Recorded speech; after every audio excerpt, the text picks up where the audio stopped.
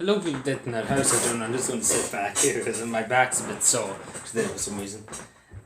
So yeah, I just want to talk for a second about CAMHS.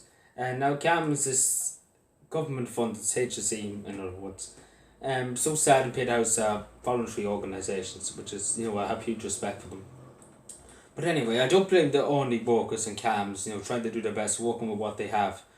But you have to wonder to yourself, where does the money go that is supposed to be going to CAMHS? Because there's waiting lists, like in Kerry and Cork, for example, it's nearly a year to go and see CAMHS. That's just even to go in the door. That's just even to say hello, how are you doing? That's mad. Like, though kingdoms have risen and kingdoms have fallen in that time. I'm sure people would agree with me. And simply, if something's happens, like the health card waiting, as simple as that. When you pay your taxes to the state, because this is a state-run facilities, when you pay your taxes to the state every week, you work a hard day's work, you pay your tax at the end of the day or the end of the week. You expect when you get sick, when you need help from the state, you expect the state to help you. What you pay the state for, what you pay your taxes for, and they don't give it to you. Simple as that, they don't give it to you for CAMHS. And for the HSE in general too. You pay your taxes, you work at night, evening, day, noon, night. You bust yourself to make ends meet, to pay your way in the state, to pay your taxes, and then when you need the state, they don't give you any help. They give you the death of you. And I don't blame the people in CAMHS. Like I go on to talk with someone else here too. In CAMHS, I know so many 3 or 4 people who left CAMHS. The reason why, because we're offered in the UK 20 times more money, more better hours, better conditions, less hours, things like that, for the NHS mental health service over there. And they took it. 20% more money. Hell yeah. Better than this sorry country, as they said themselves. Because they had mortgages and everything they couldn't afford. Just couldn't afford to survive. So yeah, they have a lot better life over there and they can afford everything they want. It doesn't take long to save up. They have a big wage, a big fat check at the end of the week. And compared to this sorry country where they just take half your money away and when the government takes half your money away and just don't know what to do with it. And the simple as I don't know what to do with the government money. If this country has a huge amount of money, but they just don't use it. And the simple as I don't know what to do with it. Like as simple as I don't know what to do with it. Because this country is, one of the most wealthiest countries in the world.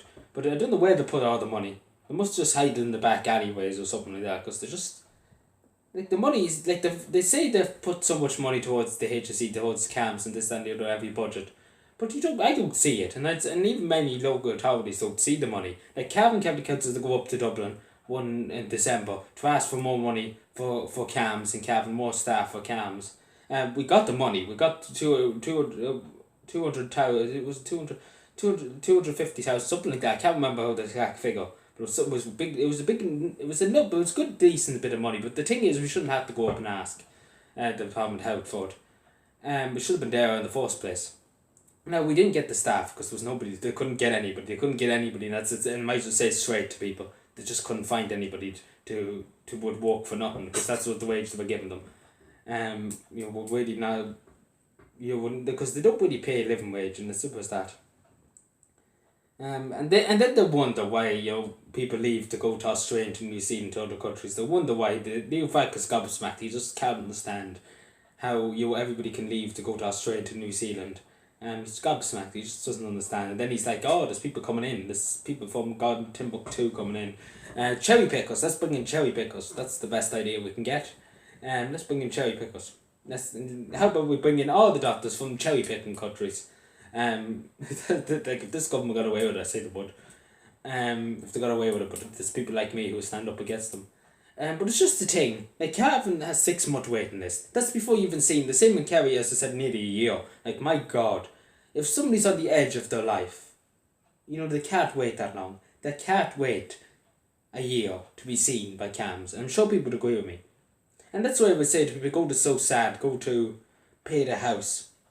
These crowds are a lot more fun. The public fund them, and that's how they stay alive. That's how they stay open. If the public, you and me, like I give the huge amount of money to pay the house. Well, it's not a huge, but still, it's a decent sum of money. which was, I'm not going to say how much it was, but it was a good bit. I opened my wallet and I gave the good bit to it because, you have to fund these people because, they're doing their best. They're doing their best. Like, they're not funded by the state. Like, it's so sad in Cavan, might as well say straight. Only for the people of Cavan funding them, people of, Cavan giving them the money and fundraisers. Not a hope that they will be able to open. Because the state gives them nothing. The state gives them nothing. They won't give them anything for free. They won't do anything. And they have CAMHS, and I don't blame the staff. They're doing their best. But it's just the money. Like, they don't know where to put the money for CAMHS and things like that, because the money doesn't go to the front lines. It seems to go to the back lines, the head knobs in Dublin, who sit in the Department of Health's offices and just they get extra cows and everything for it. Corruption.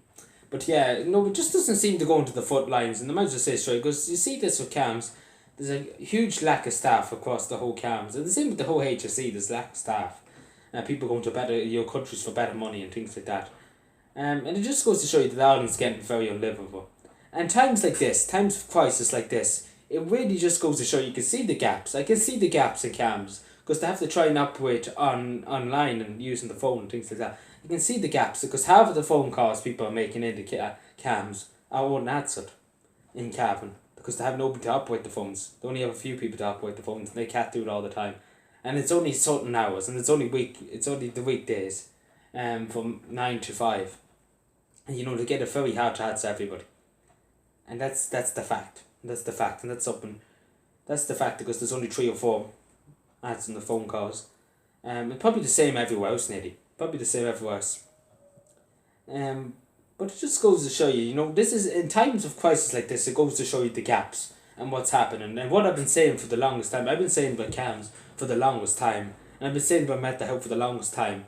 And every time I mention it to a TD or a senator or anything like that, they just shrug it off. They say, "Oh, sure, what can we do about it? What can we do?" More or less. That's more or less what they say, because they don't really care really. As long as they get elected, as long as they get the salary at the end of the week, they couldn't care less. Simple as that.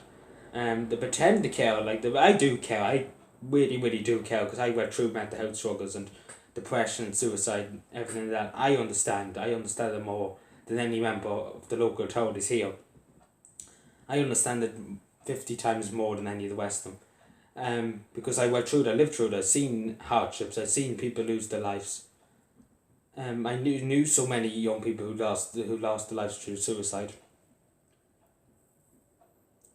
That really makes you look at the wider picture, makes you look at, you should do more. If you have the money, you should just put it into it. And it's just the state doesn't seem to want to. I don't know what they do with the money, but people's lives are more important, especially young people's lives. I can't tell you how tragic it has been in the last few weeks. In the mental health aspect in Cavan, I can't tell you 3 suicides in the last 2 months. Oh